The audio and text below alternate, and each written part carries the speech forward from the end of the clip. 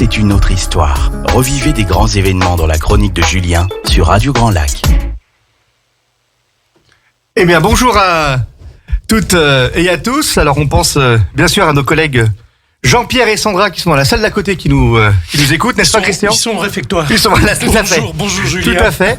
Bonjour à tous les auditeurs de Radio Grand Lac. Et bien sûr, on va commencer cette chronique en vous souhaitant une bonne année à vous tous et à vos proches. Alors, bien sûr, des vœux de santé. On a toujours l'habitude de dire que c'est le principal, mais c'est pas vraiment une habitude, c'est vraiment le principal. Parce que quand on a la santé, une fois que ça va, tout va. Voilà. C'est un peu ce qu'on appelle un marronnier en termes de journaliste. Voilà, c'est ça. Ça revient tous les ans, quoi. Voilà, tout à fait.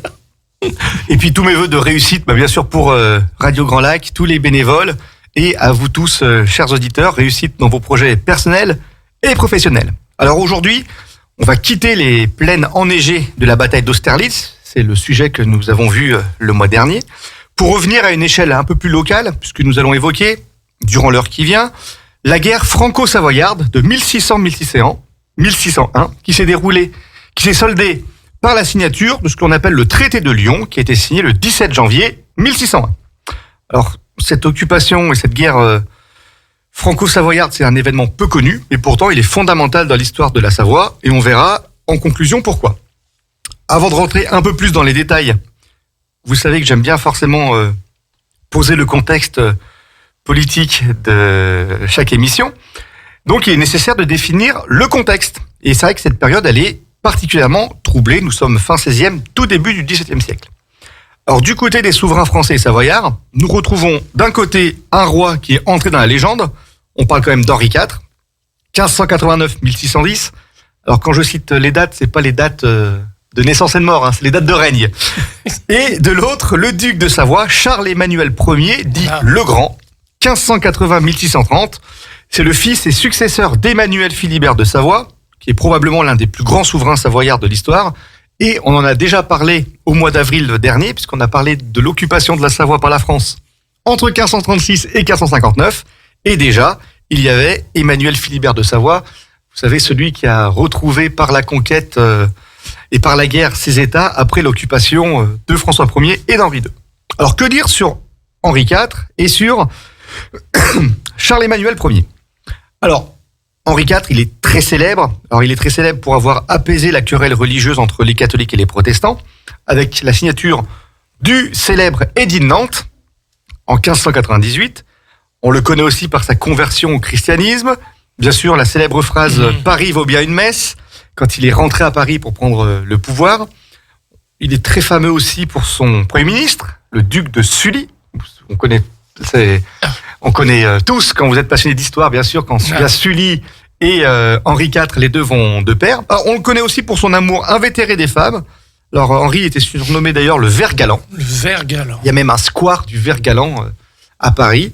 Il était surnommé, donc comme je vous l'ai dit, le Vert Galant. Et il est aussi connu pour sa tragique fin de vie, puisqu'il a été assassiné le 14 mai 1610 par Ravaillac, dans une rue qui est célèbre, c'est la rue de la Ferronnerie. Alors cette rue, elle est célèbre parce qu'il y a eu l'assassinat d'Henri IV. Et si vous allez à Paris aujourd'hui, et que vous êtes attentif, vous aurez une petite marque au sol. Et cette marque, c'est le cas de le dire, l'emplacement exact de l'attentat, de l'assassinat contre Henri IV. Parce que bien sûr, et après on connaît tous le destin, Henri IV va bien sûr décéder, et puis la fin aussi de Ravaillac qui va être torturé, enfin bref. Ça pourra faire, d'ailleurs la mort d'Henri IV pourra faire l'objet d'une émission, parce qu'il y a encore plein de questions, plein de controverses. Est-ce qu'il s'agissait d'un complot ? C'est vrai. Les motivations de Ravaillac, pourquoi, les conséquences de cet attentat, mais il faudra qu'on en reparle. Et donc là, j'ai parlé du côté des Français, donc du côté du duc de Savoie, donc c'est Charles-Emmanuel Ier. Alors, il est par sa mère le petit-fils de François Ier, et par son mariage avec Catherine d'Espagne, le beau-fils du puissant roi Philippe d'Espagne, qui n'est rien que le successeur de Charles Quint. Oui, Philippe Pédos. Ouais, voilà. Philippe Pédos. Vas-y, avec l'accent. Philippe Pédos. Donc, tout à fait. Donc, il est roi d'Espagne. Alors, vous savez ou pas, mais je vais vous le dire. En fait, Charles Quint a abdiqué. Il s'est retiré dans un monastère qui s'appelle Yuste, qu'on peut encore visiter aujourd'hui. C'est quelque chose qui n'est vraiment pas à la hauteur du bonhomme. C'est quelque chose qui est très modeste. Il a vraiment voulu finir sa vie très modestement. Et donc, il a abdiqué en faveur de son fils Philippe d'Espagne pour la partie Espagne. Alors quand je parle d'Espagne, c'est bien plus que ça, parce que c'est Espagne, c'est les États du nord de l'Italie, c'est également ce qu'on appelle les Provinces-Unies, voilà, Pays-Bas, Belgique, et aussi une partie de la France, en fait, à mi-chemin, la Franche-Comté, voilà, qui est aussi espagnole à l'époque, et il était roi d'Espagne, mais pas empereur, puisque la couronne impériale a été donnée à son autre fils. Donc c'est pour ça que quand on parle de Philippe II, on parle de roi et pas d'empereur. Voilà. Et donc, comme ce fut le cas pour le grand-père de Charles-Emmanuel, qui s'appelait Charles III, en fait, il est filialement proche à la fois des couronnes impériales et françaises, parce qu'il est issu de la famille de Charles Quint par alliance et issu par sa maman de la famille royale française. Par cette alliance et du fait de troubles internes en France, qui en fait empêtraient dans les guerres de religion, le duc, il est favorable à une expansion du duché de Savoie, or surtout au détriment du voisin qui est le plus en difficulté. C'est plus facile de s'attaquer à un voisin quand il est à terre que quand il est dans la force de l'âge, on va dire. Mais en fait, il n'a pas obtenu les résultats souhaités. Quand je parle de voisins en difficulté, je parle bien sûr du Royaume de France, puisque vous savez qu'une grande partie de la deuxième moitié du XVIe siècle, pour les Français, ce sont les troubles et ce qu'on appelle les guerres de religion, entre d'un côté les catholiques et de l'autre les protestants, dits les huguenots. Mais nous allons en reparler, puisqu'il y avait des chefs de guerre très célèbres du côté des huguenots, et ça va faire un peu l'objet de notre récit. Donc, le duc de Savoie veut étendre son territoire. On va donner quelques exemples. Donc, en 1581 et 1582, il essaye de reprendre le Chablais aux Genevois.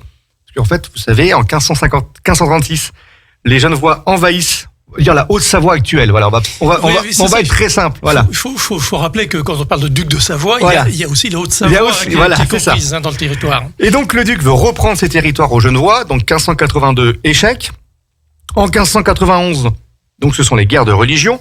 Le duc de Savoie, il est appelé par les ennemis du roi de France, donc par les ennemis d'Henri IV, à prendre pied en Provence. Donc on l'appellera même le prince de Provence. Et le 17 septembre, il y a la bataille de Pontcharrat contre Lesdiguières, qu'on connaît bien dans notre région, qui était pourtant à la tête d'une armée 2 fois inférieure, et là encore, échec. 1593, le fort d'Exilès, au Val-de-Suse, il est pris par les troupes savoyardes, cocorico, et en fait non, il est reperdu quelques mois plus tard. Le fort Barrault, que nous connaissons tous, également en Savoie, c'est celui qui garde la porte du Grésivaudan. C'est vraiment un emplacement stratégique. Il a été construit par les Savoyards en territoire français en 1597. Et en fait, Lesdiguières, encore lui, le prend presque sans combat en 1598. En fait, les travaux ont été financés exclusivement par la Savoie. Les Français ont attendu que les travaux se fassent et hop, ils ont récupéré quasiment sans combat le fort Barrault. En fait, le duc de Savoie, il entreprit la construction de ce fort pour commander la route d'entrée du Grésivaudan. Et bien sûr, c'est par la ruse que les Français s'en sont emparés. À la suite des événements que nous allons compter, parce qu'il y a eu encore d'autres événements après, Charles-Emmanuel, il a été à l'origine d'un événement qui est fondateur pour nos amis genevois, c'est ce qu'on appelle l'épisode de l'escalade, des 11 et 12 décembre 1602, qui s'est solda encore par un échec pour le duc. Donc on peut dire qu'il y a eu beaucoup de tentatives, soit pour reprendre des territoires perdus, soit pour en conquérir d'autres. Malheureusement, ça n'a pas forcément marché. C'est vrai que nous n'avons pas brillé sur les champs de bataille dans les années 1580-1600. En fait, il y a quand même un succès notable à mettre au crédit de Charles-Emmanuel. C'est la prise du marquisat de Salus en 1588. Alors, on va un peu situer ce que c'est que le marquisat de Salus. C'est un territoire qui est en fait un élément essentiel pour le duché, puisqu'il permet de consolider un axe entre Turin, Chambéry et Nice. Et bien sûr, quand je parle de Nice, c'est surtout Villefranche-sur-Mer, qui est en fait le seul port des États de Savoie. Et bien sûr, il permet de renforcer le contrôle des cols alpins. On est vraiment sur une partie ouest du duché. Et bien sûr, pour le duc de Savoie, que l'on appelle le portier des Alpes, c'est lui qui garde les cols, le contrôle de ce territoire, il est indispensable, bien sûr, pour protéger encore plus la partie, on va dire, piémontaise du duché de Savoie. En fait, les choses ne devaient en principe pas se dérouler de la sorte, parce qu'en fait, la question de la souveraineté du marquisat de Salus, elle devait être réglée par le pape Clément VIII en personne, bien sûr, parce que le duc de Savoie voulait la domination sur ce marquisat, mais également le roi de France. Et donc le pape Clément VIII, qui était un peu envoyé en ambassadeur, en émissaire, il a dû renoncer à trancher, parce qu'en fait, il n'arrivait pas à mettre les deux parties d'accord. Vous comprenez bien que si pour le duc, ce contrôle du marquisat, il est capital, le roi de France, il le sait aussi, et c'est aussi capital pour lui, pour justement étendre son territoire, lui, plutôt à l'est. Et en fait, la prise de contrôle du marquisat de Saluces par le duc de France, c'est en fait un casus belli, c'est en fait une raison valable pour laquelle on peut faire la guerre, et ce, d'autant plus que les guerres de religion sont terminées. Alors je parle bien des guerres de religion, mais pas de troubles entre catholiques et protestants qui se poursuivront encore à l'avenir. On a tous en tête l'épisode du fameux siège de La Rochelle, organisé sous Louis XIII par le cardinal de Richelieu. Vous avez en fait une place forte protestante et une armée catholique qui veut prendre cette place. Donc, mais ça rentre pas dans ce qu'on appelle les guerres de religion. Et donc, puisque Henri IV a apaisé, du moins pour un temps, la question religieuse, il va pouvoir programmer son invasion du duché de Savoie. Alors, pour y parvenir, il peut compter sur un homme qui est son lieutenant général du Dauphiné, le duc François de Bonne, mais je vais vous dire François de Bonne de Lesdiguières, qui s'est illustré, on l'a vu, à de nombreuses reprises, notamment lors des guerres de religion, mais du côté des Huguenots. Et il a notamment pris, au nom du roi, quand Henri IV est devenu roi, vous savez, il s'est converti, donc Lesdiguières est resté à son service, et il a repris la ville de Grenoble contre les catholiques de la Ligue, c'était en 1590. Et ce qui a donné lieu d'ailleurs à deux rues à Grenoble, la rue Lesdiguières, bien évidemment, et la rue de Bonne aussi. C'est effectivement, peu de gens savent que c'est ça. Et la même personne. Également le stade Lesdiguières, voilà. Bien évidemment. Donc, il va d'ailleurs entreprendre de nombreux travaux de fortification dans la ville. C'est vrai que la plupart des fortifications que vous pouvez voir quand vous êtes à Grenoble, notamment sur les hauteurs, on connaît tous la Bastille, c'est en partie, bien sûr pas en totalité, parce que ça a été vraiment aménagé au cours de l'histoire, mais on doit aussi ces fortifications à Lesdiguières. Si vous connaissez la région, vous avez certainement visité le fameux musée de la Révolution française au château de Vizille. Et cette magnifique demeure, on la doit à François de Bonne. Si vous voulez en savoir plus sur Lesdiguières, je vous invite à lire la biographie qui est excellente par Stéphane Gall et qui s'intitule Lesdiguières, prince des Alpes et connétable de France. C'est vraiment un personnage majeur dans l'histoire du Dauphiné et aussi de notre région, parce que maintenant, on est tous rhône-alpins. Voilà. Et donc, bien sûr, ça sent un peu le roussi pour cette histoire, dans cette histoire autour du marquisat de Saluces. Et bien sûr, avant d'engager une guerre, il faut entamer des pourparlers. Et donc, Henri IV, ils sont à Lyon en 1595 et il propose à Charles Ier le marquisat de Saluces, mais attention, pas comme propriété pleine et entière du duc de Savoie, mais comme fief français qui serait offert à l'un de ses fils. Pour le duc, cela était impossible, voire même impensable, car en fait, dès le XIVe siècle, les suzerains légitimes du marquisat étaient les membres de la maison de Savoie. Donc ce serait en fait, pour lui, un héritage. La domination savoyarde, elle paraissait donc logique au regard de l'histoire avec un grand H, parce que attention, on parle d'une antériorité, le duc de Savoie, lui, il tient à ce territoire. Nous sommes à la fin de l'année 1599, donc le moment de la guerre arrive. Henri IV reçoit même le duc de Savoie au château de Fontainebleau, mais ce dernier ne trouve rien de mieux que de comploter contre le roi. On imagine que Henri IV a reçu ça de manière très favorable, bien sûr, c'est ironique, et on va voir ça après une première pause musicale. Eh bien, écoute, c'est une bonne idée, 13h14, on va peut-être écouter Michel Berger. Allez, on y va. Bonne et heureuse année 2023 à l'écoute de Radio Grand Lac sur le 92.1 FM et sur radiograndlac.com. Eh bien, nous attaquons la deuxième partie de cette passionnante histoire sur Charles-Emmanuel Ier. Normalement, on devrait dire Charles-Emmanuel, parce que je crois que le premier, on le dit pas. Le premier, voilà, on précise pas forcément. Voilà, c'est à partir du deuxième. C'est ça. En fait, Charles-Emmanuel, donc, et là, on est à quelques mois du début de la guerre, tout à fait. Et donc, comme je l'ai dit avant la pause musicale, donc la guerre se prépare, mais on essaye aussi de négocier. Donc, Henri IV reçoit Charles-Emmanuel à Fontainebleau, et ce dernier, donc, il complote dans le dos du roi. Malgré tout, Henri IV, il propose une autre solution, en fait, l'échange du marquisat de Saluces contre la Bresse, la principauté de Barcelonnette, la vallée de Pérouse et la ville de Pignerol, qui étaient des territoires savoyards. Donc, contre ces territoires, le duc pourrait garder le marquisat de Saluces. Bien sûr, Charles-Emmanuel, le duc de Savoie, n'est pas forcément favorable. Il repart de Fontainebleau et demande un délai de réflexion de 3 mois. Et par contre, il annonce la couleur. Je cite, « Je préfère, roi, plutôt la guerre qu'une paix comme celle qui m'est offerte. » Donc, on imagine bien dans quel état d'esprit le duc rentre sur ses terres. C'est un belliqueux, en fait. Voilà, c'est ça. Et il met à profit ce trimestre de, entre guillemets, réflexion, parce que pour lui, il a déjà tout décidé, pour informer le roi d'Espagne, donc son beau-papa, voilà, dans le but d'obtenir une aide substantielle, car l'heure, en fait, est au préparatif. Charles-Emmanuel, il se doute bien qu'Henri IV prépare aussi la guerre, et donc il donne des ordres, et notamment la défense des places fortes de Pignerol. Le duc de Savoie n'était pas idiot, il savait que face à l'armée française, il ne pouvait pas forcément faire le poids. Par contre, s'il a un avantage, le duc de Savoie, c'est qu'il peut compter sur des forteresses, mais vraiment très importantes. Donc on a Pignerol dans les environs de Turin, on a également Conflans, à côté d'Albertville, voilà. Et la principale forteresse qui, aujourd'hui on l'a oublié, la principale forteresse d'Europe, elle est en Savoie, puisque c'est la forteresse de Montmélian. Et il ordonne aussi, bien sûr, à ses troupes de se préparer à organiser les défenses des différentes fortifications qui, en fait, émaillent le duché de Savoie et qui sont situées sur les routes qui donnent accès aux cols alpins. Donc, vous constatez qu'on a un peu comme une impasse diplomatique et, patatrac, 11 août 1600, Henri IV déclare officiellement la guerre aux États de Savoie.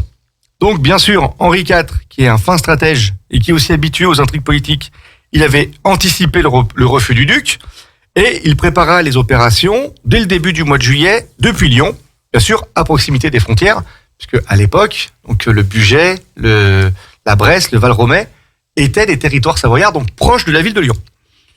Le but du duc de Savoie a toujours été aussi, alors là ça aurait été vraiment la cerise sur le gâteau, pour ne pas dire le gâteau sur la cerise, c'est de prendre possession de la ville de Lyon, mais cela n'a jamais abouti.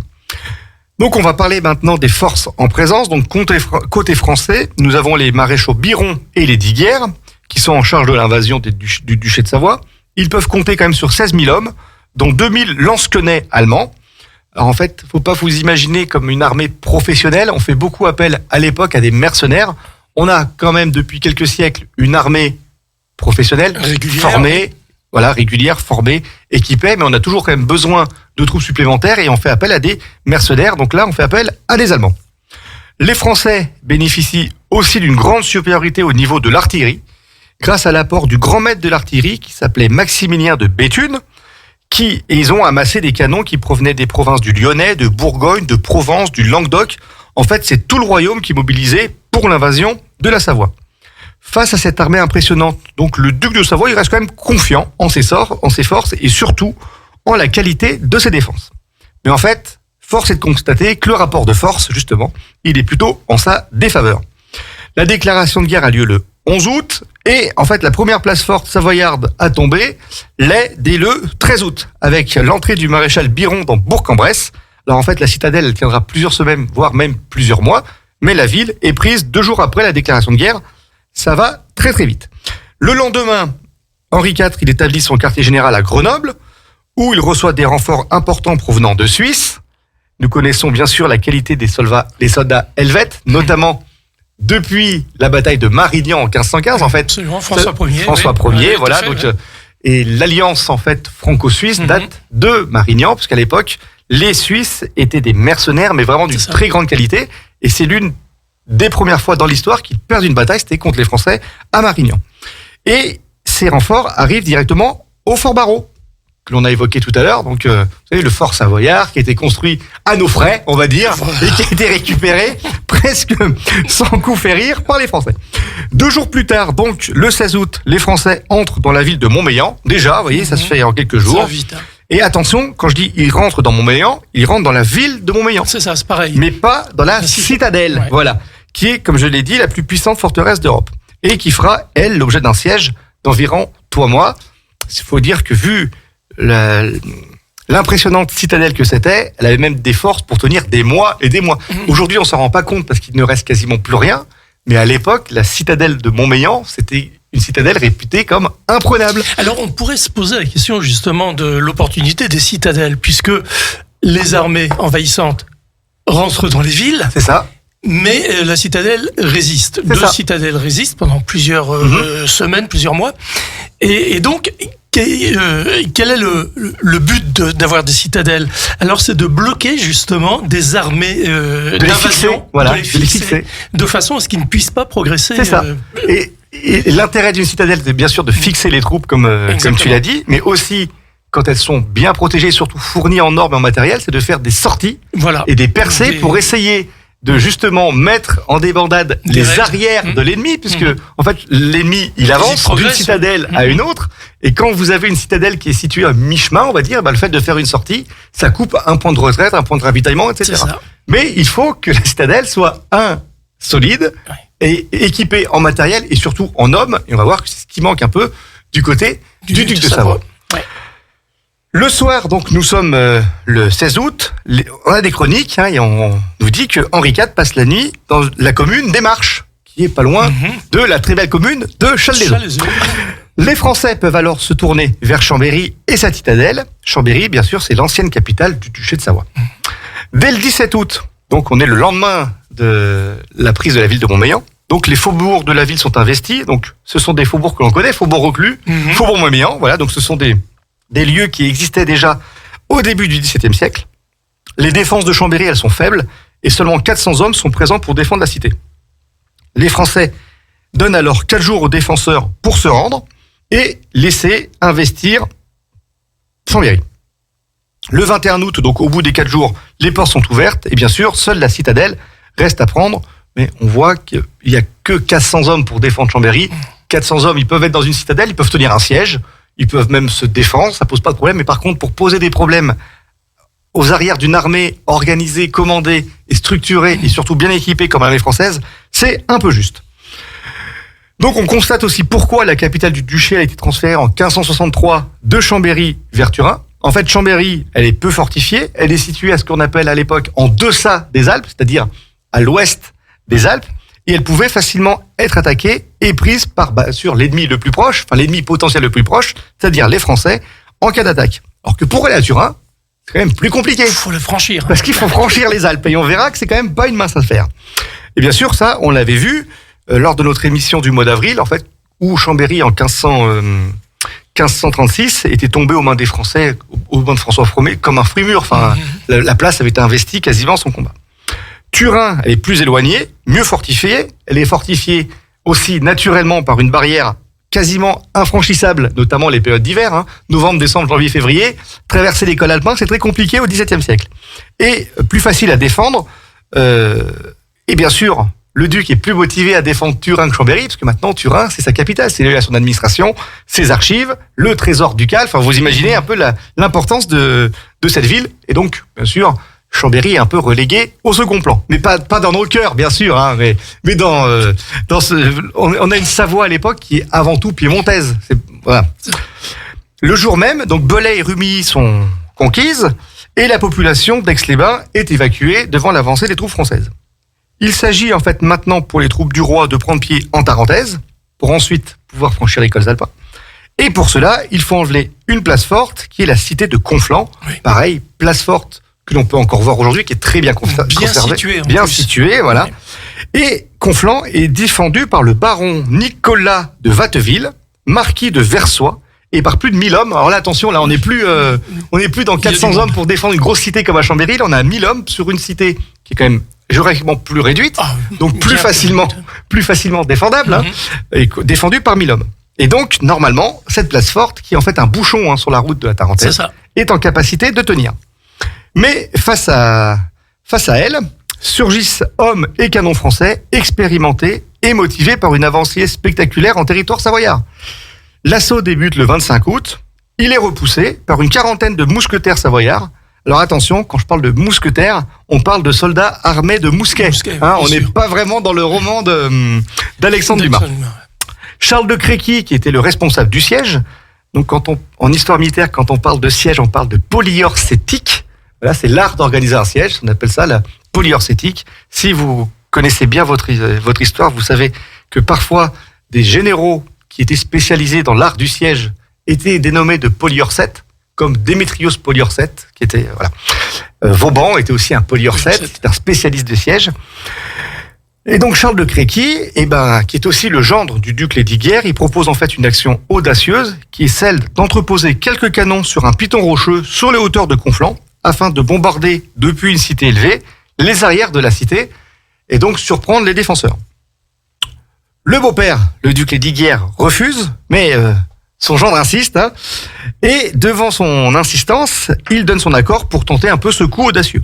Donc le 27 août, en fait, là nous sommes le 25, le 26, on peut s'imaginer qu'il n'y a pas forcément beaucoup de combats, mais que les Français se préparent à acheminer les canons, les hommes, le matériel sur la hauteur. Le 27 août, les batteries elles se mettent en action. Les assiégés, ils sont surpris de voir des boulets de canon s'attaquer aux arrières des défenses. Et il y a une brèche qui est ouverte de l'autre côté depuis une autre batterie de canon. Donc en fait, les défenseurs sont surtout surpris d'être attaqués sur deux fronts, alors qu'ils s'attendaient surtout d'être attaqués sur le front principal où il y avait les Français. À 14h, les Français, les chroniques précisent, en présence du roi, se préparent à monter à l'assaut. Mais le gouverneur de la place, il fait battre tambour, tac, pour demander une cessation. Je fais bien le tambour, hein. T'as vu, c'est impressionnant, hein. Pour demander une cessation des combats, à condition bien sûr que les défenseurs aient la vie sauve et soient escortés jusqu'en lieu sûr. En fait, c'est plus de 1000 hommes de présents, c'est 1300 hommes qui se rendent et qui défilent un peu médusés devant les troupes françaises, parce que là, ils constatent qu'en fait, les Français étaient en infériorité numérique. On va faire une petite pause ? C'était pas prévu, je l'avais pas noté, mais on va faire une petite pause. Mais si, on va le faire effectivement, et on va écouter Marc Lavoine. Ah, très bien. Sur les bords du lac du Bourget, la radio autrement. Radio Grand Lac. C'est une autre histoire. Revivez des grands événements dans la chronique de Julien sur Radio Grand Lac. Eh bien, sur Radio Grand Lac, on attaque la troisième partie de cette émission concernant justement cette guerre. Ça a duré 1 an, hein, c'est ça ? C'est ça, quelques mois, oui. Ouais, 1600. Ouais, c'est ça. Ça commence en août et le traité de paix est signé en janvier. Oui, mais des combats, voilà, ça a duré. 6 mois à peine, ouais. Alors moi, ce qui me surprend quand même, c'est la rapidité de l'avance des armées françaises quand même. Alors en fait, ils avancent vite parce que face à eux, à part des défenses physiques type forteresse, fortin, fort, sinon il y a rien. Il y a pas d'armée d'opposition. Voilà. On n'a pas une bataille rangée comme un siècle plus tard on pourrait avoir lors des guerres révolutionnaires ou comme on a eu lors de célèbres batailles pendant lorsqu'il y a une opposition avec Charles Quint. C'est pas Marignan, vous voyez, il y a pas un déploiement de force suffisant pour créer un champ de bataille désarmé, en fait champ de bataille qui épuise l'une et l'autre des armées, parce que même quand une armée remporte une bataille, faut pas elle n'a pas remporté la guerre. Elle n'a pas remporté la guerre, voilà. Il faut encore qu'elle se réorganise, qu'elle s'avance. Là, le problème, c'est que côté savoyard, on n'a pas vraiment une franche opposition. On a une tactique qui est plutôt de tenir des points forts, des forteresses. Alors là, on a vu que ça n'a pas forcément bien marché, parce que pas trop, là, la cité de Conflans a été prise en 72 heures, voilà. Mais par une armée inférieure en nombre. Voilà. D'où l'importance de ce qu'on appelle l'art du siège. Voilà, la polyarcétique, c'est un vrai art. Il faut qu'on mette les canons dans des endroits plutôt en hauteur, il faut qu'on mette des palissades normalement, c'est des travaux qui peuvent prendre des semaines et des semaines. Mais là, ils vont très vite. Là, voilà, ils vont très très vite. Alors, peut-être que dans l'idée du duc, il y avait aussi le facteur temps qui devait être important, puisqu'il attendait des renforts du côté des Espagnols. Mais les Espagnols, pareil, il faut qu'ils se préparent, il faut qu'ils s'arment. Eux, ils viennent du nord de l'Italie, donc il faut qu'ils fassent le chemin jusqu'en Savoie, il faut qu'ils traversent l'école, etc. C'est des préparatifs qui sont plutôt longs. Oui. Et si vous voulez une bataille rangée, une bataille, on va dire, conventionnelle, ça se fait plutôt sur un terrain plat. Et donc, en Savoie, ça serait plutôt du côté du Piémont, et pas forcément chez nous, parce que tenir dans la plaine du Pô, là-bas. Voilà, c'est ça. Voilà. Faire tenir parfois des 5 000, 10 000, 15 000 hommes pour chaque armée, donc ça veut dire 20 ou 30 000 hommes, vous vous rendez compte les étendues qu'il faut. Et nous, on connaît notre territoire qui est dans une cluse. Ça, c'est étriqué. C'est assez étriqué, c'est pas évident. Donc ça explique aussi pourquoi les Français avancent vite. Et puis, c'est une armée, on a un souverain qui sort des guerres de religion, un duc Lesdiguières qui a l'habitude de la guerre, qui est... En fait, on a une armée professionnelle, voilà. Alors, je vais pas dire face à une armée d'amateurs, c'est pas du tout ça. Mais on a quand même une différence entre une armée qui... Allez, on va prendre une une image sportive, parce qu'il y a eu la Coupe du Monde de foot. C'est comme si vous aviez face à une équipe de foot qui joue très bien, qui a un bon niveau, l'équipe de France qui a l'habitude de jouer ensemble les yeux fermés, et face à une équipe de moindre niveau, ils savent jouer, les Savoyards. Voilà, c'est ça. Ils ont une armée, ils sont équipés, mais vous avez une catégorie au-dessus parce que on a en face déjà des hommes en nombre très important, en matériel, et puis une qualité de commandement, et puis ils sont surtout commandés, parce qu'on l'a vu, par le roi lui-même. Qualité de commandement, oui, ça c'est important. La qualité de commandement, et puis le fait d'avoir son souverain sur le champ de bataille, ça motive. Voilà. Donc avant la pause, on a vu la prise de Conflans. Donc les Français, bien sûr, ils mettent à exécution leurs promesses. Donc les Savoyards ont la vie sauve. Ils sont escortés jusqu'au Piémont. On leur a demandé d'être conduits en lieu sûr. Donc eux, ils retournent dans le Piémont après avoir promis de ne pas reprendre les armes face aux Français. Alors à l'époque, on marchait beaucoup à la confiance. Rien n'empêchait après les Savoyards, une fois dans le Piémont, de reprendre les armes. Mais on a laissé les Savoyards s'échapper. C'était une question de confiance. On faisait la guerre aussi à l'époque entre gentlemen. Vous voyez, le sens du parole donnée, c'était très important à l'époque.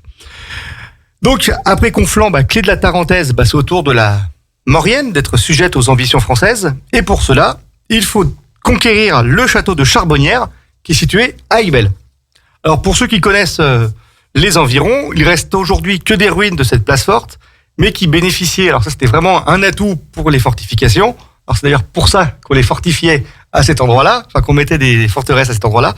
C'était des situations géographiques en hauteur. Et cette forteresse était accessible seulement par un étroit sentier. Donc, si vous voulez prendre cette fortification, il fallait non seulement prendre un sentier, mais aussi crapahuter. Voilà. Et donc, vous imaginez, on n'est pas au 21e siècle, avec les bardas, des véhicules, des choses comme ça. Là, on parle d'équipements de dizaines de kilos. Il faut crapahuter par un sentier unique sur une position en hauteur. Et donc, bien sûr, cette position, c'est la situation rêvée pour les défenseurs de place forte, parce qu'en plus, l'avantage d'être en hauteur, c'est qu'on domine la plaine. On peut mettre ses canons. Les canons ont une portée de tir supérieure que si on était sur un terrain plat ou en position moins élevée. Voilà. Aussi. Donc, les Français, ils doivent faire preuve d'ingéniosité. Les canons sont à déplacer sur des chemins qui sont peu adaptés, parce que je parle de sentiers et pas de chemins. Donc, vous imaginez... il faut installer des palissades pour protéger les troupes, puisqu'il faut vous imaginer que les défenseurs des forteresses, eux, ils tirent sur les personnes qui essaient de s'organiser. Les préparatifs, alors là, on n'est plus à Conflans, où ça a duré 72 heures quand même. Là, les préparatifs durent une dizaine de jours. Et le 9 septembre, les premiers coups de canon retentirent, alors on va dire sans grand effet. L'artillerie savoyarde, elle répond même bien, puisqu'elle occasionne des dégâts importants dans les rangs français.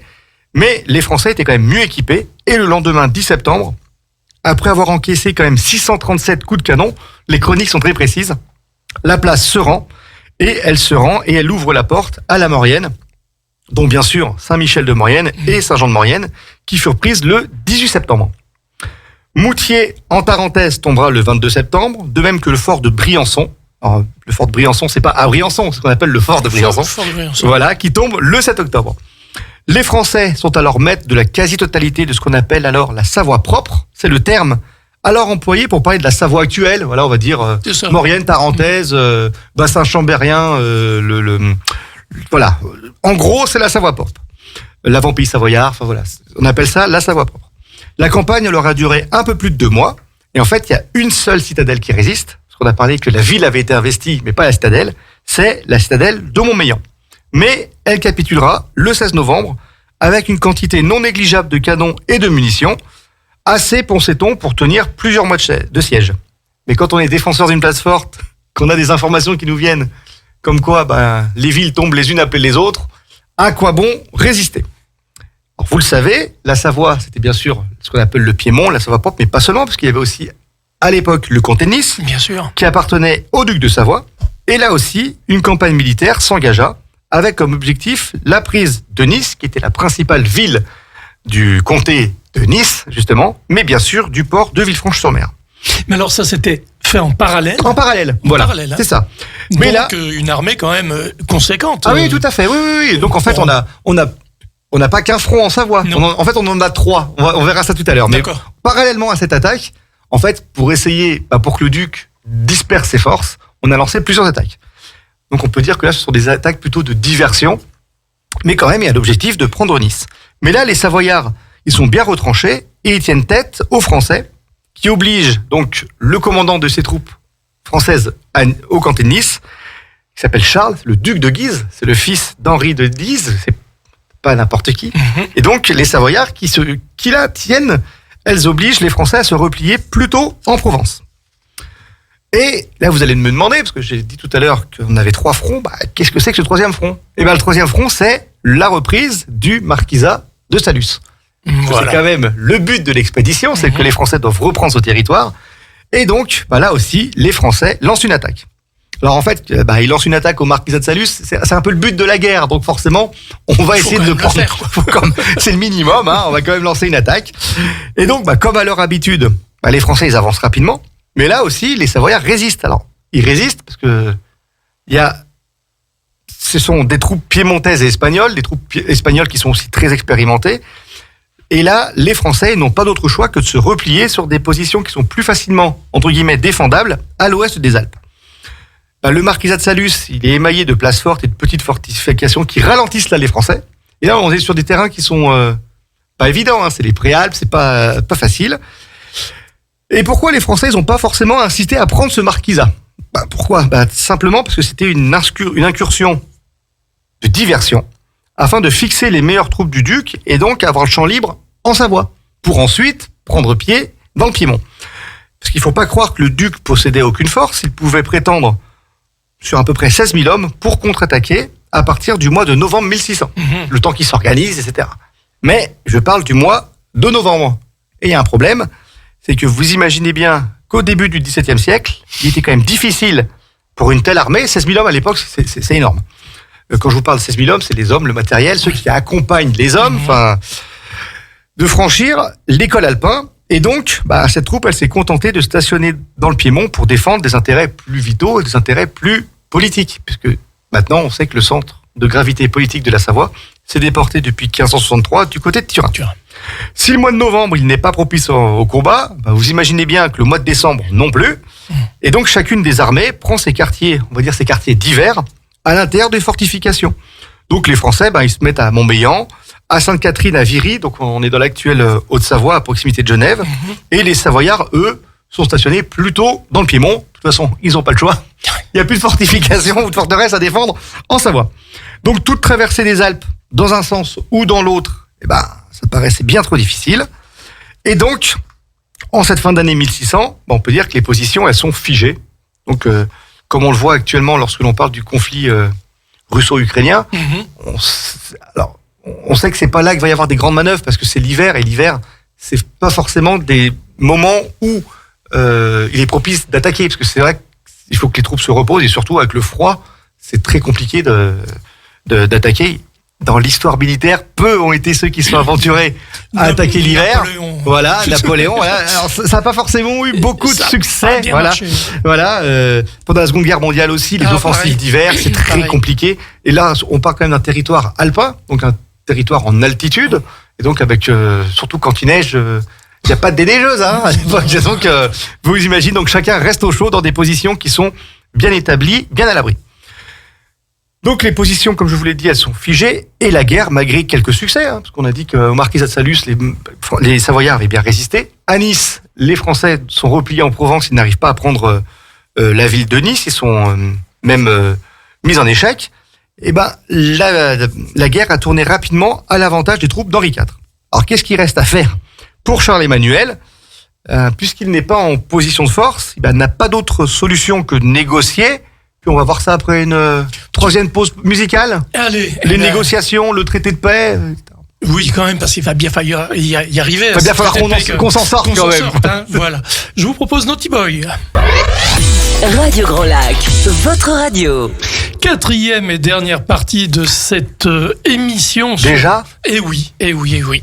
Donc on rappelle, c'est toujours la guerre contre des Savoyards contre les Français. C'est ça. Gros, Tout à fait. Voilà. Ou des Français contre les Savoyards, je sais pas. Peu importe. Non, oui, ça se dit dans les deux sens. Dans les deux sens, voilà. On parle de guerre franco-savoyarde. Ah, franco-savoyarde. Franco-savoyarde. Enfin, tout ça, c'est une question de reprise de territoire, hein, évidemment. Voilà, c'est ça. Donc, avant la dernière pause musicale, on va parler de la fin de la guerre et surtout des négociations, parce qu'il faut quand même mettre fin à tout ça. Donc, il fallait bien sûr, pour négocier, trouver un émissaire. Et donc, cet émissaire, il s'appelle Pietro Aldebrandini. J'essaie de le faire avec l'accent italien, mais je suis pas très... Aldebrandini. Il faudrait demander à Laura. Voilà. Elle nous le dirait bien. Cardinal et neveu du pape Clément VII. Et donc, c'est l'ambassadeur, normalement, neutre. Le duc Charles-Emmanuel, en fait, il n'a pas trop quoi négocier, vu la situation militaire. Et donc, il est forcé de signer la paix, dictée par la France, qui, elle, par contre, est en position de force. Le duc, il a même menacé de mort la délégation française, rien n'y fait. Le traité de paix, mettant fin officiellement à la guerre franco-savoyarde, est signé le 17 janvier 1601. Donc c'est pour ça qu'on fait notre émission aujourd'hui.